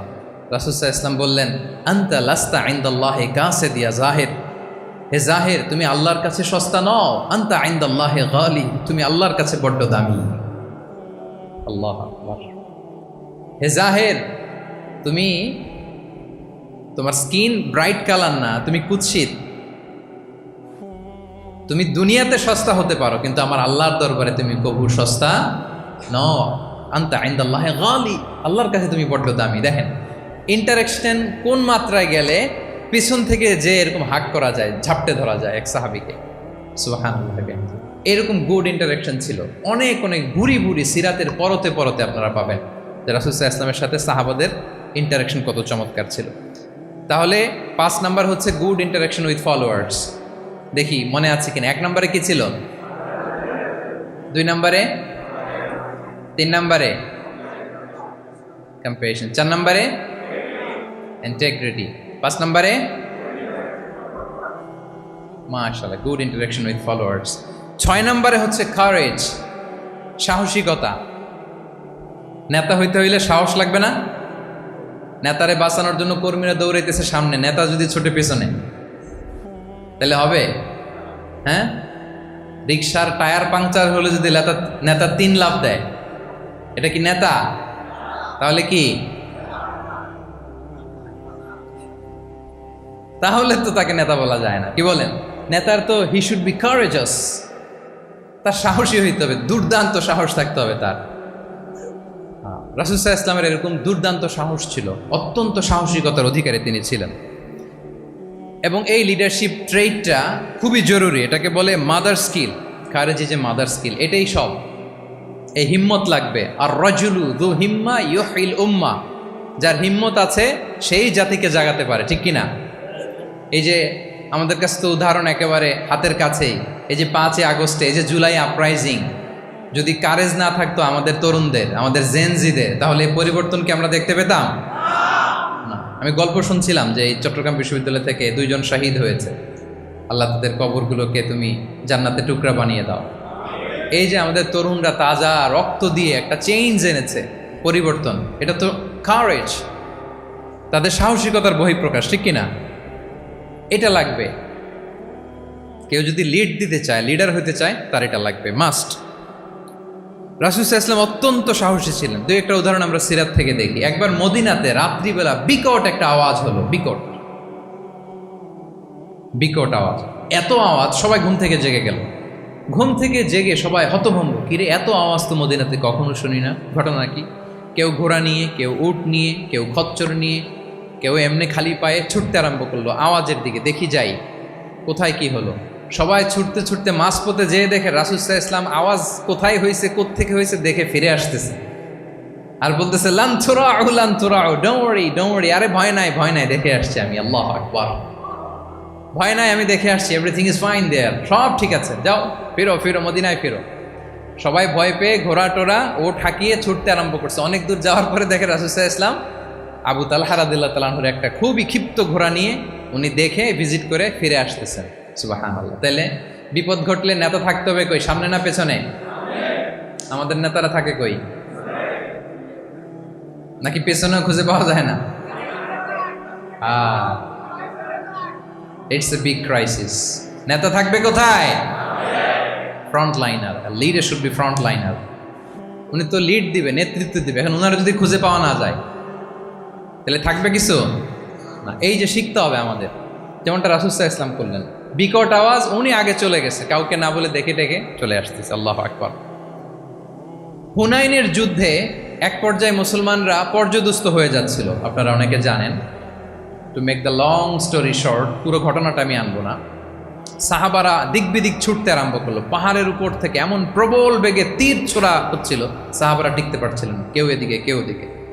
রাসূল সাল্লাল্লাহু আলাইহি ওয়াসাল্লাম এই তীর তলোয়ারকে উপেক্ষা করে সামনে যেয়ে দাঁড়ালেন ঢালের মতো, আর বললেন, আনা নবিয়্যু লা কাযিব, আনা ইবনু আব্দুল মুত্তালিব। এই সাহাবারা, আনা নবিয়্যু লা কাযিব, আমি সত্য নবী, আমার দিকে ফেরো। I'm the grandson of Abdul Muttalib, আমি দাঁড়িয়ে আছি, ফেরো। রাসূল সাল্লাল্লাহু আলাইহি ওয়াসাল্লামের যখন এই সাহসী স্টেটমেন্ট তারা পেলেন, আবার আল্লাহু আকবার ধ্বনি নিয়ে সাহাবারা সামনের দিকে এগিয়ে গেছেন। এই যে আগালেন, আর পিছু ফিরলেন না, হুনাইন জয় করেই ছাড়লেন। আল্লাহু আকবার। তাহলে ইতিহাসের পরতে পরতে, সিরাতের পরতে পরতে আমরা দেখব যে রাসূল সাল্লাল্লাহু আলাইহি ওয়াসাল্লাম হি ওয়াজ এ হাইলি কারেজাস, অনেক সাহসী একজন ব্যক্তিত্ব ছিলেন, অত্যন্ত সাহসী পুরুষ ছিলেন। তাহলে নেতা হইতে হইলে তার কি লাগবে? সাহসিকতা লাগবে, তার তো লিড দিতে হবে ফ্রন্ট লাইন থেকে। এবং কাপুরুষতা, ভীরুতা, এটা থেকে রাসূল সাল্লাল্লাহু আলাইহি ওয়াসাল্লাম পানা চেয়েছেন। আল্লাহুম্মা ইন্নী আউযু বিকা মিনাল হাম্মি ওয়াল হাসান ওয়া আউযু বিকা মিনাল আজজি ওয়াল কাসাল ওয়া আউযু বিকা মিনাল জুবনি ওয়াল বুখল। জুবন মানে কি? ভীরুতা, কাপুরুষতা। হে আল্লাহ, আমি ভীরুতা থেকে, কাপুরুষতা থেকে পানাহা চাই। আমরা যেন কাপুরুষ না হই, আমরা যেন ভীরু না হই, আমরা যেন সত্যের বীর সেনানী হয়ে আবু সাঈদের মতো এরকম 2 হাত প্রসারিত করে দাঁড়াতে পারি, ঠিক কিনা? এই যে courageous Abu Sayed, is the icon of courage of Bangladesh. কি বলেন? এই যে বুক টান টান করে যে হাত 2টা প্রসারিত করে দাঁড়ালো, আল্লাহু আকবার। গোটা বিশ্ব এখন তাকে আইকনিক ফিগার হিসেবে মেনে নিছে। কি বলেন? গোটা বিশ্ব তাকে চিনছে, তার জন্য দোয়া করছে। তাহলে courage, it's an essential leadership trait, এটা লাগবে প্রিয় ভাইয়েরা। আল্লাহ তাআলা এই কারেজ, এই সৎ সাহস দিয়ে আমাদেরকে ধন্য করুন। কটা গেল? 6টা। 7 নম্বরে হচ্ছে কনফ্লিক্ট রিজলভিং এবিলিটি, বিরোধ নিষ্পত্তি করার মতো যোগ্যতা থাকতে হবে নেতার। অর্থাৎ নেতা হইতে হবে এমন যে বিরোধকে নিষ্পত্তি করে দিতে পারে, মিটমাট করে দিতে পারে, ঝগড়া লাগলে মিটাই দিতে পারে। এটা গুরুত্বপূর্ণ কোয়ালিটি না নেতার জন্য? কি বলেন? রাসূল সাল্লাল্লাহু আলাইহি ওয়াসাল্লামের কিন্তু এটা ছিল, বিরোধ নিষ্পত্তি করা। রাসূল সাল্লাল্লাহু আলাইহি ওয়াসাল্লাম মক্কা থেকে মদিনায় যে 1 ঘন্টায় বছরের পর বছর চলে আসা যুদ্ধ, they use to fight each other, Aus and Khazraj, 1 ঘন্টায় যুদ্ধ থামাই দিয়েছেন। আল্লাহু আকবার। He was a very good mediator and arbitrator. রাসূল সাল্লাল্লাহু আলাইহি ওয়াসাল্লাম অত্যন্ত ভালো মধ্যস্থতাকারী ছিলেন, ভালো মধ্যস্থতাকারী তিনি ছিলেন। তিনি থামিয়ে দিতে পারতেন, বিরোধকে থামাতে পারতেন। আপনারা জানেন যে মক্কায় একবার সম্ভবত অগ্নিকাণ্ডের কারণে কাবা ঘর জ্বলে গিয়েছিল, ধ্বংস হয়েছিল, কিছু অংশ নষ্ট হয়ে গিয়েছিল। কাবাকে রিনোভেট করা হয়েছিল, ফলে কাবার একটা কর্নারে যে ব্ল্যাক স্টোন কর্নার, রুকনুল হাজারিল আসওয়াদ, হাজরে আসাদ পাথরকে সরিয়ে রাখা হয়েছিল। এখন কাবা যখন পুনর্নির্মাণ শেষ, ওই হাজরে আসওয়াদ পাথরকে আবার তার জায়গায় রাখা হবে। কিন্তু কে রাখবে? সবাই রাখতে চায়, সব দলের নেতারা বলে আমরা রাখবো। এক দলের নেতা বলে যে আমি রাখবো, এটা অনেক very prestigious and dignified issue, এই প্রেস্টিজ আমরা কাউকে নিতে দিব না। আরেক দলের নেতা বলে না, আমাদের পাওয়ার বেশি, আমরা রাখবো। আরেক দলের নেতা বলে যে না, এটা আমাদেরই। আরেকজন বলে রক্তের গঙ্গা বইয়ে দিব মক্কায়, কিন্তু এই সম্মান হাত ছাড়া হতে দেব না। এখন জাতীয় 4 নেতা গেছে চারদিকে, সমাধান তো নাই। পাথর কয়টা? পাথর তো মাত্র একটা। ইন দ্য মিন টাইম রাসূল সাল্লাল্লাহু আলাইহি ওয়াসাল্লাম আসলেন। রাসূল সাল্লাল্লাহু আলাইহি ওয়াসাল্লামকে দেখেই সবাই হ্যাপি, সবাই বলে যা আমিনুন রদিনা বি, এই তো আলামিন আসছে, ওই ফয়সালা করবে। সুবহানাল্লাহ, এই তো আলামিন আসছে, সেই ফয়সালা করে দিবে আমাদের মধ্যে। আল্লাহ রাসূল সাল্লাল্লাহু আলাইহি ওয়াসাল্লাম বললেন কি হয়েছে? এই ঘটনা। জাতীয় 4 নেতা বলে এই পাথর নিয়ে তারা নিজেরা রাখবে, কাউকে দিবেন। রাসূল সাল্লাল্লাহু আলাইহি ওয়াসাল্লাম বললেন ঠিক আছে, একটা চাদর নিয়ে আসো। চাদর নিয়ে আসা হলো। এবার জাতীয় 4 নেতা চাদরের 4 কর্নার ধরে দাঁড়ালো। রাসূল সাল্লাল্লাহু আলাইহি ওয়াসাল্লাম নিজ হাতে হাজরে আসওয়াদ তুলে চাদরের মাঝখানে রাখলেন। এবার 4 নেতাকে বললেন আসো তোমরা আমার সাথে। তারা আগাতে লাগলো। কাবা ঘরের সামনে যখন আসলো, রাসূল সাল্লাল্লাহু আলাইহি ওয়াসাল্লাম নিজ হাতে, ওনার বরকতময় হাতে আবার হাজরে আসওয়াদ ধরে ঠিক জায়গা মতো রেখে দিলেন। এতক্ষণ কিন্তু 4 নেতা কি বলছে? কাউরে ধরতে দিব না, কাউকে। কিন্তু এখন চাদরের কোনা ধরেই কি happy. This is called conflict resolving ability. একজন নেতার এরকম কনফ্লিক্ট, সমাজে যখন এই ধরনের বিরোধ তৈরি হয়, ঝামেলা তৈরি হয়, মারামারির মতো পরিস্থিতি তৈরি হয়, সংঘাতের মতো একটা সিচুয়েশন হয়, নেতা এটাকে রিজলভ করার ক্যাপাসিটি, এবিলিটি তার থাকতে হবে। আল্লাহ রাসূল সাল্লাল্লাহু আলাইহি ওয়াসাল্লামকে আল্লাহ তাআলা এটা দিয়েছেন। আল্লাহু আকবার। শুধু বড় বড় জিনিস না, ছোট ছোট জিনিসও করতে হয়। লেটস সে নিজ দলের নেতাকর্মীদের মধ্যে মারামারি, নিজ দেশের ভেতরে মারামারি, দেশের সাথে প্রতিবেশী দেশের বিরোধ, রিজিওনাল সুপার পাওয়ার হলে আশেপাশের অনেকগুলো দেশের মধ্যে বিরোধ, আপনাকে নেতা হয়ে এগুলো মিটমাট করে দিতে হবে। সুপার পাওয়ার যদি হয়ে যান, গোটা বিশ্বের যেখানে ঝামেলা লাগে, দেখেন না বড় বড় মোরলরা কি করে? ওই কাতারে বসে বসে ওই আফগানিস্তান, তারপর ওই ইসরায়েল, কাতার মিলাই দিচ্ছে, দেখেন না এগুলো নিউজে আপনারা? This is called conflict resolving ability. কনফ্লিক্টকে রিজলভ করতে জানতে হয়। রাসূল সাল্লাল্লাহু আলাইহি ওয়াসাল্লাম এরকম রাষ্ট্রীয় পর্যায়ে, বড় বড় সামাজিক পর্যায়ে, এমনকি ফ্যামিলি অ্যাফেয়ার্সের মধ্যে যত বিরোধ লাগতো রাসূল সাল্লাল্লাহু আলাইহি ওয়াসাল্লাম মিলাই দিতেন। আল্লাহু আকবার। ফ্যামিলি কাউন্সিলিং, এর জন্য প্রত্যেক ইমাম খতিবদের এই কাউন্সিলিংয়ের উপর ট্রেনিং নেওয়া দরকার। আমাদের পরিবারগুলো ভেঙে যাচ্ছে, পরিবারগুলো কি হচ্ছে? ভেঙে যাচ্ছে। আমি পশ্চিমা দেশে আমাদের অনেক স্কলারদের দেখেছি, যারা ইমাম এবং খতিব, তাদের আলাদা করে উইকলি 7 ঘন্টা, 8 ঘন্টা, 10 ঘন্টা এরকম রাখতে হয় ফ্যামিলি কাউন্সিলিংয়ের জন্য। যাদের মধ্যে বিরোধ, হাজব্যান্ড ওয়াইফের ঝামেলা চলতেছে, উনি কাউন্সিলিং করে। এটা খুব জরুরি। আল্লাহ রাসূল সাল্লাল্লাহু আলাইহি ওয়াসাল্লাম এটা করতেন, সাহাবাদের মধ্যে করতেন, ইভেন নিজের স্ত্রীদের মধ্যেও করতেন। সহিহ বুখারীতে এসেছে, ওনার স্ত্রীদের মধ্যে 2টা গ্রুপ ছিল। পজিটিভলি নেন, 2টা গ্রুপ, আবার এটা ওই গ্রুপ মনে করেন না। অর্থাৎ মানবিক কারণে সামান্য যে জেলাসি থাকে এক স্ত্রীর সাথে আরেক স্ত্রীর, এটা তো খুব স্বাভাবিক। তো ওই ওনাদের মধ্যে একসাথে তো অ্যাট এ টাইমে খুব সম্ভবত 9 জন স্ত্রী বেঁচে ছিলেন। হাফসা রাদিয়াল্লাহু তাআলা আনহাকে কেন্দ্র করে একটা গ্রুপ, আয়েশা রাদিয়াল্লাহু তাআলা আনহাকে কেন্দ্র করে একটা গ্রুপ। তাদের মধ্যে অনেক কথাবার্তা, কিছু মানবিক কারণে যেগুলো হয়, এটা কিন্তু ছিল। রাসূল সাল্লাল্লাহু আলাইহি ওয়াসাল্লাম প্রায় ওনাদেরকে নিয়ে বসে এগুলো রিজলভ করে দিতেন। ওনার নিজের কন্যা ফাতেমা রাদিয়াল্লাহু তাআলা আনহার সাথে আলী রাদিয়াল্লাহু তাআলা আনহার যদি মনোমালিন্যের ঘটনা ঘটতো এগুলো উনি রিজলভ করে দিতেন। এবং খুব কাছাকাছি ছিল কিন্তু ঘর। যারা মদিনায় মাআরিদুস সিরান নাবাবিয়া ওগুলোতে গিয়েছেন দেখবেন যে রাসূল সাল্লাল্লাহু আলাইহি ওয়াসাল্লামের ঘরের পাশেই অন্যান্য স্ত্রীদের ঘরগুলো একটার পর একটা, পাশেই ফাতেমা রাদিয়াল্লাহু তাআলা আনহার ঘর। একবার তিনি দুপুরবেলা ফাতেমা রাদিয়াল্লাহু তাআলা আনহার ঘরে গেলেন, যে দেখেন যে ঘরে আলী রাদিয়াল্লাহু তাআলা আনহু নেই। তো জিজ্ঞেস করলেন যে তোমার হাজবেন্ড কোথায়, আইনা ইবনু আম্মি, কোথায় আলী কোথায়? তো বললেন যে কানা বাইনি ওয়া বাইনাহু শাই, আমাদের মধ্যে একটু ঝগড়াঝাটি হয়েছে আর কি, মনোমালিন্য হয়েছে। ফাগাদাবানি, উনি একটু রেগে গেছেন আমার উপর। ফাখারাজা ফালাম ইয়াকিল ইনদি, প্রত্যেকদিন খাওয়ার পরে তো এখানেই কাইলুলা করে, আজকার ঘরে কাইলুলা করে নাই, কই যেন চলে গেছে। তো কোথায় গেল? রাসূল সাল্লাল্লাহু আলাইহি ওয়াসাল্লাম লোক পাঠালো, খুঁজে দেখো আলী কোথায়। আলী রাদিয়াল্লাহু তাআলা আনহু উনি মনের কষ্ট নিয়ে মসজিদে নববীর মধ্যে শুয়ে আছেন। রাসূল সাল্লাল্লাহু আলাইহি ওয়াসাল্লাম খুঁজতে খুঁজতে মসজিদে নববীর ভেতরে গেলেন, দেখলেন যে উনি যে শুয়ে আছে ওনার গায়ের জামাটা একপাশে পড়ে আছে আর বালুর মধ্যে ওনার শরীর পড়ে আছে। তো উনি ডাকলেন কুম ইয়া আবা তুরাব, কুম ইয়া আবা তুরাব, মানে হে বালির বাবা আলী, বালির বাবা আলী ওঠো ওঠো। মজা করে বললেন যে ইয়া আবা তুরাব, যেহেতু বালি লেগে আছে গায়ে, বালির বাবা আলী ওঠো। ওখান থেকে ধরে এনে ফাতেমা রাদিয়াল্লাহু তাআলার কাছে নিয়ে দুইজনকে পাশে বসি, এই যে আবার মিটমাট। এটা ছিল রাসূল সাল্লাল্লাহু আলাইহি ওয়াসাল্লামের ডেইলি বেসিসে একটা অ্যাক্টিভিটি। কনফ্লিক্ট তিনি রিজলভ করে দিতেন। সহিহ বুখারীতে একটা অধ্যায় আছে কিতাবুস সুলহি ফিল বুখারীতে আছে কিতাবুস সুলহ, এটার নাম, অধ্যায়টার নাম হচ্ছে কিতাবুস সুলহ, মানে মীমাংসা করে দেওয়ার অধ্যায়। একটা পরিচ্ছেদ আছে, পরিচ্ছেদের নাম হচ্ছে বাবু কওলিল ইমামি লি আসহাবিহি ইযহাবু বিনা নুসলিহ বাইনাহুম। রাসূল সাল্লাল্লাহু আলাইহি ওয়াসাল্লাম প্রায় বলতেন যে আমাকে নিয়ে যাও, আমি মিলাই দিব। ঝগড়া ঝাঁটি মারামারির কথা শুনলে রাসূল সাল্লাল্লাহু আলাইহি ওয়াসাল্লামের বিখ্যাত ডায়লগ এটা। উনি বলতেন আরে ঝগড়া, ইযহাবু বিনা, আমি আসি, আমার নিয়ে যাও, আমি মিলাই দেব, আমাকে নিয়ে যাও, আমি সংশোধন করে দিব। আল্লাহু আকবার। তাহলে কনফ্লিক্ট রিজলভিং এবিলিটি এটা একজন নেতার থাকা চাই, কি বলেন? আচ্ছা, কয়টা গেল? কয়টা? 7:40 বেজে গেছে। আচ্ছা, 8 নম্বরে হচ্ছে visionary. Visionary, a leader should be futuristic, সময়ের আগে চলতে পারা, এটা নেতার কাজ। He should see beyond the boundary, out of the box. তাকে আউট অফ দ্য বক্স চিন্তা করতে হবে। কর্মীরা যদ্দূর দেখে এরপর থেকে নেতা দেখা শুরু করবে, তখন সেই হয়ে উঠবে নেতা। এটাকে বলে ভিশনারি।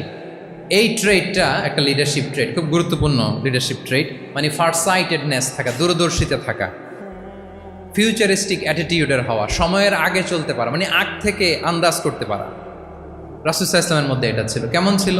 ওনার দুই একটা উক্তি আমি কয়েকটা হাদিস শেয়ার করি। তিনি বলতেন ইন্নাল্লাহা যাওয়ালি আল আরদা ফারাআইতু মাশআরিকাহা ওয়া মাগারিবাহা ওয়া ইন্না মুলকা উম্মতি সায়াবলুগু মুলকুহা মা যুবিয়া লি মিনহা।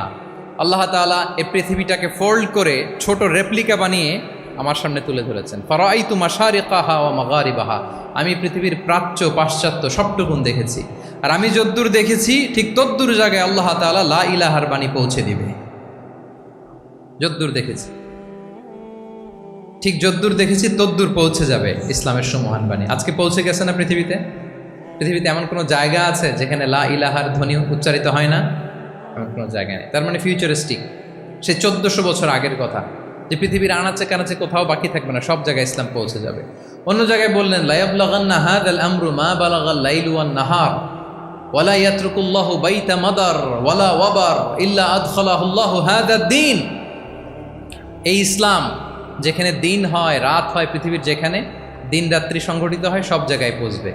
এমন কোনো কাঁচা ঘর, পাকা ঘর, কোনো জঙ্গল, কোনো পাহাড়, কোনো ভূখণ্ড এই পৃথিবীতে এমন কোনো জনপদ থাকবে না যেখানে ইসলামের বাণী পৌঁছবে না। সব জায়গায় পৌঁছে যাবে। আল্লাহু আকবার। তাহলে এটা হচ্ছে ফিউচারিস্টিক অ্যাটিটিউডের ব্যক্তিত্ব হওয়ার কারণে তিনি এমনটি বলেছেন। আগাম বুঝে ফেলতেন, আগাম। আপনারা হুদাইবিয়ার সন্ধির কথা জানেন না? জানেন? হুদাইবিয়ার ট্রিটির কথা শুনেছেন না? 1400 সাহাবা গিয়েছিলেন ওমরা করতে, ওরা ওমরা করতে দিবে না, সন্ধি করো। তো কি সন্ধি? বলে যে রসুলুল্লাহ লেখা যাবে না, মুহাম্মদ রসুলুল্লাহ, নো রসুলুল্লাহ, রসুলুল্লাহ কাটো। সাহাবিরা বলে আমরা কাটতে পারবো না। রাসূল ইসলাম বললেন না না, কেটে ফেলো, কাটা হলো। এই বছর ওমরা করতে পারবো না, সাহাবারা বলে আমরা মানি না। রাসূল ইসলাম বললেন এটাও মেনে নাও। আগামী বছর আসবা ওমরা করতে, থাকতে পারবা মাত্র 3 দিন। কয়দিন? সাহাবিরা বলে অসম্ভব, এটা আমাদের ভূখণ্ড, আমরা যতদিন মনে চায় থাকবো। রাসূল ইসলাম বললেন না না, বাদশা তো না, মেনে নাও।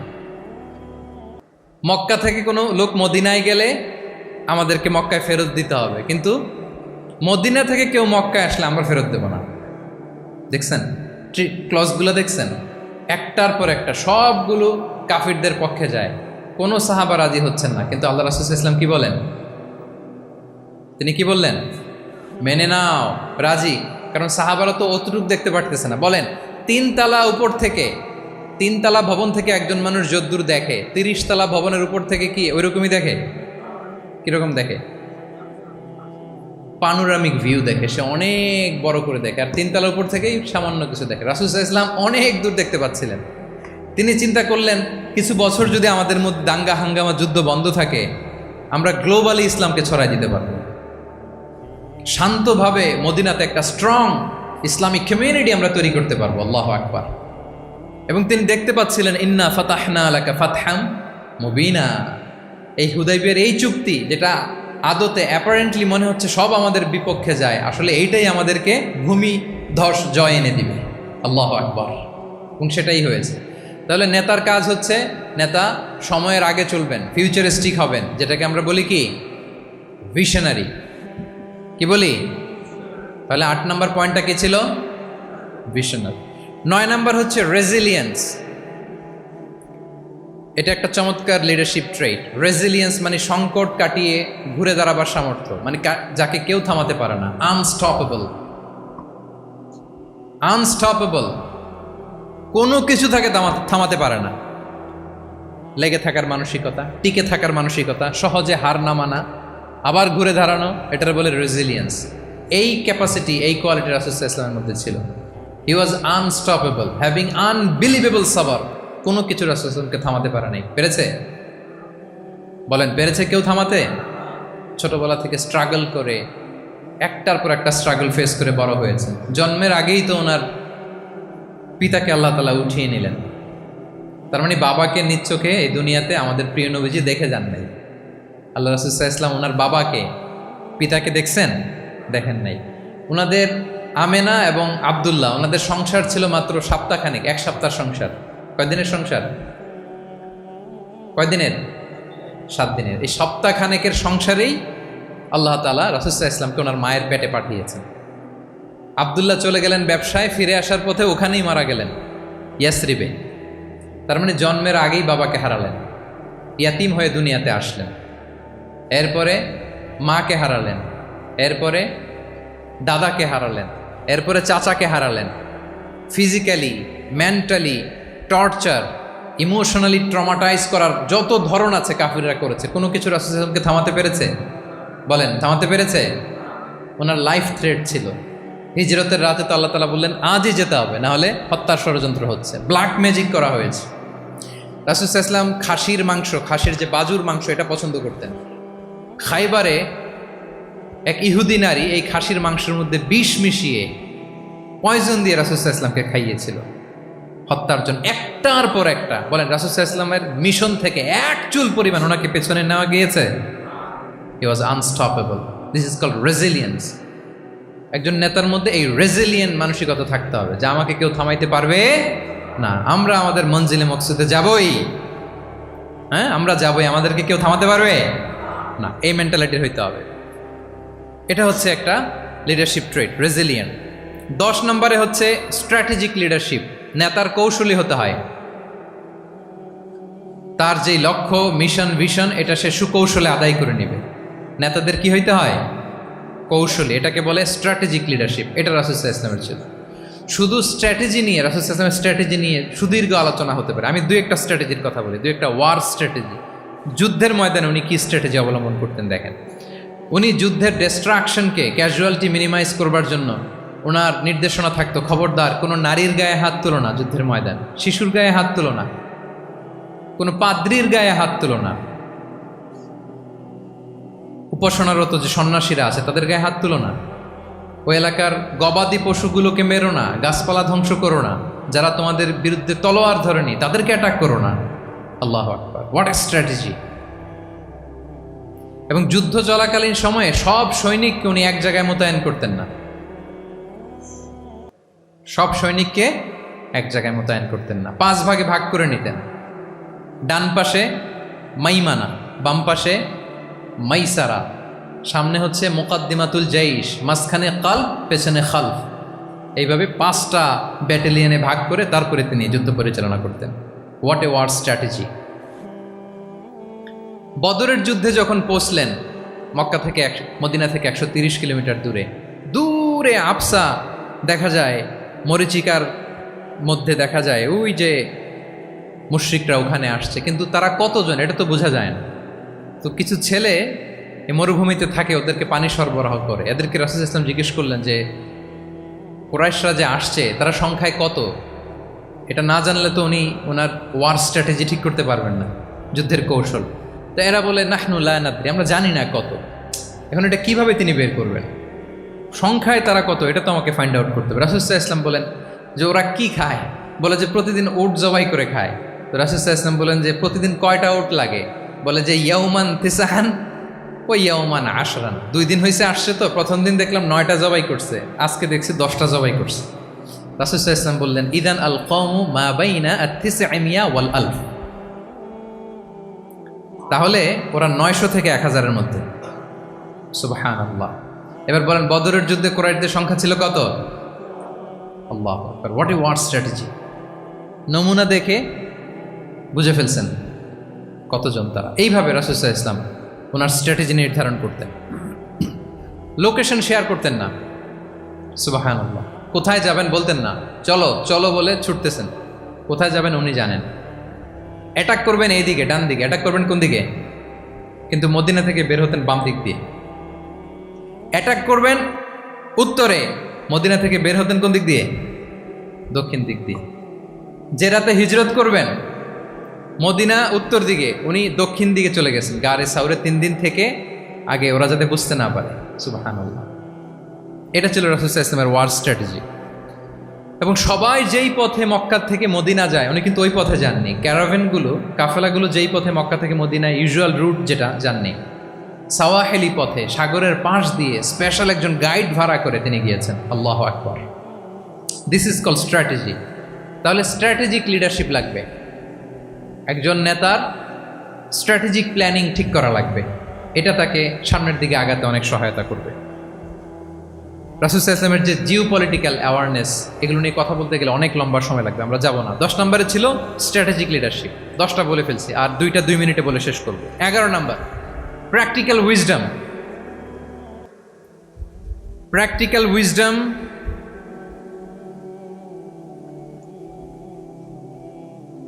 এটা হচ্ছে 11 নম্বর পয়েন্ট। অর্থাৎ প্রজ্ঞা থাকতে হবে। একজন নেতা যে ডিসিশনগুলো সে মেক করবে, এটা প্রজ্ঞায় সুসজ্জিত হইতে হবে। আল্লাহ রাসূল সাল্লাল্লাহু আলাইহি ওয়া আলিহি ওয়াসাল্লামের যতগুলো সিদ্ধান্ত ছিল, কাজ ছিল, কোনোটাই প্রজ্ঞা থেকে খালি ছিল না, সবগুলো ছিল প্রজ্ঞায় সমৃদ্ধ। ভুরি ভুরি উদাহরণ হাজির করা যেতে পারে। আমি 2টা উদাহরণ দেই। মাক্কি জীবনের একটা উদাহরণ দেই, মক্কান এরার একটা উদাহরণ। রাসূল সাল্লাল্লাহু আলাইহি ওয়াসাল্লাম মক্কাতে নবুয়তের 5ম বৎসরে যখন নও-মুসলিম সাহাবাদের উপর অত্যাচারের মাত্রা মারাত্মক বেড়ে গেল, রাসূল সাল্লাল্লাহু আলাইহি ওয়াসাল্লাম সাহাবাদেরকে হিজরতে পাঠালেন। বলেন তো কোথায় পাঠিয়েছিলেন? সবাই বলুন। আবিসিনিয়াতে, বর্তমান ইথিওপিয়া, ইরিত্রিয়া, ওই এরিয়াতে, আবিসিনিয়াতে তিনি পাঠালেন। বললেন যে দেয়ার ওয়াজ এ জাস্ট কিং আসহামা নেগাস। বললেন যে ওখানে আবিসিনিয়াতে যাও, ওখানে আসহামা নামে নাজ্জাশী একজন বাদশাহ আছে, খুব ভালো। তাদেরকে পাঠালেন নবুয়তের 5ম বৎসরে। যেতে লাগলো, এক এক সময় এক এক সাহাবী যায়, যে ওখানে বড় একটা বেস তৈরি হলো, মুসলিম কমিউনিটি তৈরি হলো। এরপর 13 বছর পরে মাক্কি 13 বছর, মাক্কি জিন্দিগির 13 বছর শেষ করে নবুয়তের রাসূল ইসলাম কোথায় চলে গেলেন? মদিনায়। মদিনায় যে রাসূল ইসলাম একটা ইসলামী স্টেট তিনি প্রতিষ্ঠা করলেন। প্রথম হিজরি যায়, দ্বিতীয় হিজরি যায়, একটার পর একটা যুদ্ধ যায়, মুসলিম কমিউনিটি বাড়ে, কমপ্লিট ইসলামিক স্টেট হয়ে যায়। কিন্তু ওই আবিসিনিয়া থেকে ওই গ্রুপ আর ফিরে না। নবুয়তের 5ম বৎসরে যে গ্রুপকে রাসূল সাল্লাল্লাহু আলাইহি ওয়াসাল্লাম জাফর ইবনে আবু তালেবের নেতৃত্বে আবিসিনিয়ায় পাঠিয়েছিলেন, তারা মদিনায় কোন হিজরিতে আসছে জানেন? এইটা যদি কেউ উত্তর দিতে পারে তাহলে বুঝবো he is very genius in সিরাত। কত জোরে? 9ম, 7ম? মাশাআল্লাহ। কয়জন বলছে? এটা জানতেন? কে কে হাত তোলেন? মাশাআল্লাহ, অনেক জিনিয়াস আছে তো এখানে। হ্যাঁ, লটস অফ জিনিয়াস, মাশাআল্লাহ মাশাআল্লাহ তাবারাকাল্লাহ। জি, সপ্তম হিজরিতে এসেছিলেন জাফর ইবনে আবি তালেবের নেতৃত্বে। এখানে হিকমা, রাসূল সাল্লাল্লাহু আলাইহি ওয়াসাল্লামের উইজডমের ব্যাপারটা হচ্ছে, রাসূল সাল্লাল্লাহু আলাইহি ওয়াসাল্লাম আছেন মদিনাতে, একের পর এক কোরআনের আয়াত নাজিল হচ্ছে, আহকামগুলো সাহাবারা প্র্যাকটিস করতেছে, মসজিদে নববী হলো, ইসলামিক স্টেট হলো, বদরের যুদ্ধ হলো, ওহুদ হলো, খন্দক হয়ে গেল, সব হয়ে যায়, কিন্তু ওনারা ফিরেন না কেন? ওনারা ফিরলেন সেই সপ্তম হিজরিতে খায়বার বিজয়ের পরে। এবং যেদিন জাফর ইবনে আবি তালেব আবিসিনিয়া থেকে সবাইকে নিয়ে ফিরলেন, রাসূল ইসলাম এত খুশি হলেন, উনি বললেন, বি আইয়িহিমা আনা লা আদরি বি আইয়িহিমা আনা আফরাহ বি ফাতহি খাইবার আও বি কুদুমি জাফর। আজকে কোনটাতে আমি বেশি হ্যাপি আমি জানি না, আমার ভাই জাফরকে পেয়ে নাকি খাইবার বিজয়ের কারণে। আমি কনফিউশনে পড়ে গেছি যে এইটাতে বেশি খুশি হইলাম নাকি ওইটাতে। এর কারণ হচ্ছে রাসূল ইসলাম অপেক্ষা করতেছিলেন যে মদিনা এই স্টেটটাকে আগে ইন্টারনাল এবং এক্সটার্নাল যত থ্রেট হতে পারে সবগুলো থেকে আগে সেফ জোন বানাতে হবে। এমনও হতে পারে মদিনা হাতছাড়া হয়ে যেতে পারে। মদিনা যদি হাতছাড়া হয়, মদিনা থেকেও যদি আমার হিজরত করা লাগে, আমি কই যাব? ওইটারে সেকেন্ড বেস, প্ল্যান বি হিসেবে রেখে দিছিলেন যে জাফর তুমি আইসো না, তুমি থাকো, নতুন নতুন যা আয়াত আসবে আমি সাহাবি দিয়ে এই বিধানগুলো পাঠাবো, ওখানে প্র্যাকটিস করতে থাকো, ইউল বি ফাইন দেয়ার, থাকো, আশা লাগবে না। থাকতে থাকতে সপ্তম হিজরি পর্যন্ত, খন্দকের যুদ্ধের মাধ্যমে যখন কুরাইশদের 20 দাঁত ভেঙে দেওয়া হলো, সপ্তম হিজরিতে যখন খাইবার দুর্গ বিজয় হয়ে গেল, now Islam came as a regional super power. রাসূল ইসলাম বুঝলেন আর ইন্টারনাল থ্রেটও নাই, এক্সটার্নাল থ্রেটও নাই, এবার আর কোনো টেনশন নাই। জাফর ইবনে আবি তালেবকে চিঠি পাঠালেন, তিনি বিশাল বাহিনী নিয়ে, মুসলিমদেরকে নিয়ে তিনি ব্যাক করলেন মদিনাতে। আল্লাহু আকবার। This is call wisdom, practical wisdom. রাসূল সাল্লাল্লাহু আলাইহি ওয়াসাল্লামের এইভাবে এমন কোনো সিদ্ধান্ত নাই যেটার পেছনে প্রজ্ঞা ছিল না, প্রত্যেকটা সিদ্ধান্ত ছিল প্রজ্ঞায় সুসজ্জিত। আমরা যদি মদিনার একটা উইজডমের কথা খেয়াল করি, খুব সংক্ষেপে বলি, মদিনাতে আল্লাহ রাসূল সাল্লাল্লাহু আলাইহি ওয়া আলিহি ওয়াসাল্লাম, মদিনার সোসাইটিতে মুনাফিক কারা বলেন তো? এটা কি রাসূল সাল্লাল্লাহু আলাইহি ওয়াসাল্লাম জানতেন না? জানতেন কিনা বলেন? এই জানাটা কি ধারণা বেশ, মানে মনে হয় ও মুনাফিক এরকম, নাকি গাইডেড বাই ওয়াহি, গাইডেড বাই রেভেলেশন? স্বয়ং আল্লাহ তাআলা জানিয়ে দিয়েছেন। এরপরও কোনোদিন রাসূল সাল্লাল্লাহু আলাইহি ওয়াসাল্লাম মানুষের সামনে কাউকে মুনাফিক বলে পরিচয় করিয়ে দেন নাই। মদিনার সোসাইটিতে কেউ জানতো না, বুঝতে পারতো আচরণ মুনাফিকের মতো, কিন্তু রাসূল ইসলাম কখনো বলেন নাই যে ও মুনাফিক। কখনো বলছেন? বলেন নাই। চিন্তা করছেন? আমরা তো কথায় কথায় ফেসবুকে মন মতো না হইলে কি লিখি? মন মতো না হলেই বেসড অন অ্যাজাম্পশন, আমার মন মতো হয় নাই, ও মুনাফিক। কিন্তু ওহী দ্বারা সুনিশ্চিত হয়েও রাসূল সাল্লাল্লাহু আলাইহি ওয়াসাল্লাম কাউকে মুনাফিক বলে অ্যাড্রেস করেন নাই। আল্লাহু আকবার। কেন করেন নাই? মুসলিম সাহাবারা চটে যাবে, মুনাফিকদেরকে হত্যা করবে, তখন মুশরিকরা, কোরাইশরা, ইহুদিরা কি বলবে? যে মুহাম্মদের অনুসারীরা একে অন্যকে হত্যা করে। কারণ মুনাফিকরা তো অন্য সাহাবীদের মতো তারাও মসজিদে নববীতে এসে রাসূল সাল্লাল্লাহু আলাইহি ওয়াসাল্লামের পেছনে নামাজ পড়তো। অ্যাপারেন্টলি দেখতে তো তারাও মুমিন, দেখতে তারাও কি মুমিন। কখনো রাসূল ইসলাম বলেন না। তবে হুযায়ফা ইবনুল ইয়ামান রাদিয়াল্লাহু তাআলা আনহু নামে একজন সাহাবী, উনি মদিনার গোয়েন্দা বিভাগের প্রধান ছিলেন রাসূল সাল্লাল্লাহু আলাইহি ওয়াসাল্লামের, উনাকে বলে গিয়েছিলেন কারা কারা মুনাফিক। নামের লিস্টটা অ্যাজ এ রেফারেন্স শুধু ওনাকে বলেছেন, আর কাউকে বলেন নাই। এজন্য ওমরে ফারুক রাদিয়াল্লাহু তাআলা আনহু যখন মদিনার খলিফা, তখন তিনি কেউ মারা গেলে ওনাকে যখন জানাজার ইমামতির জন্য বলা হতো, উনি দেখতেন যে ওই জানাজায় হুযায়ফা গিয়েছে কিনা। যদি হুযায়ফা ইবনুল ইয়ামান ওখানে যেতেন, উনি ওই নামাজের ইমামতি করতেন। আর যদি দেখতেন ওইখানে হুযায়ফা নাই, ওইখানে ওমরও নাই রাদিয়াল্লাহু তাআলা। আল্লাহু আকবার। তিনি কৌশলে পাশ কাটিয়ে বলতেন, অন্য কেউ এই নামাজের ইমামতি করে দাও, আমি যাব না। আল্লাহু আকবার। তাহলে রাসূল সাল্লাল্লাহু আলাইহি ওয়াসাল্লামের উইজডম দেখেন, তিনি কমিউনিটির মধ্যে ইউনিটি ধরে রাখার জন্য কখনো মুনাফিকদের নাম বাই নেম তাদেরকে চিনতেন, কখনো ডিসক্লোজ করেন নাই। আল্লাহু আকবার। This is called wisdom. তাহলে 11 নম্বর কি ছিল? Practical wisdom. লাস্ট পয়েন্ট, অনেক লম্বা হয়ে গেছে আলোচনা। শেষ নাম্বার হচ্ছে 12 নম্বর হচ্ছে, লাস্ট পয়েন্ট হচ্ছে succession management. A good leader produces a good leader, a true leader produces a true leader. একজন ভালো নেতা সে ভালো নেতা তৈরি করে, কি বলেন? একজন যোগ্য নেতা আরো যোগ্য উত্তরসূরি তৈরি করে, ঠিক কিনা বলেন?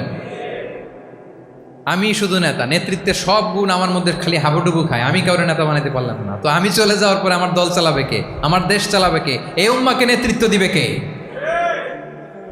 রাসূল সাল্লাল্লাহু আলাইহি ওয়াসাল্লাম নিজে যেমনি অনুসরণীয় নেতা ছিলেন, অনুকরণীয় নেতৃত্ব দিয়েছেন, তিনি এরকম নেতৃত্ব তৈরিও করে গিয়েছেন। ঠিক কিনা বলেন? আল খোলাফা আর রশিদিন আল মাহদিন, তাদের কথা যদি খেয়াল করেন, আবু বকর রাদিয়াল্লাহু তাআলা আনহুর ব্যাপারে তো ওনার প্রচ্ছন্ন কিছু ইঙ্গিতও ছিল। ওনার অবর্তমানে নামাজ পড়িয়েছে কে? মসজিদে নববীতে আবু বকর রাদিয়াল্লাহু তাআলা আনহু। ওনার হজ পালনের আগে হজের জন্য পাঠিয়েছিলেন কাকে? নবম হিজরিতে আবু বকর রাদিয়াল্লাহু তাআলা। এগুলো ছিল প্রচ্ছন্ন ইঙ্গিত। এবং সাকিফায়ে বনু সাঈদাতে ওমরে ফারুক বললেন যে আপনাকেই আমরা নেতা মানি, সবাই এক বাক্যে মেনে নিল। আজও ওই জায়গাটা মসজিদে নববীর এক পাশে সাকিফায়ে বনু সাঈদার বড় সাইনবোর্ড আছে,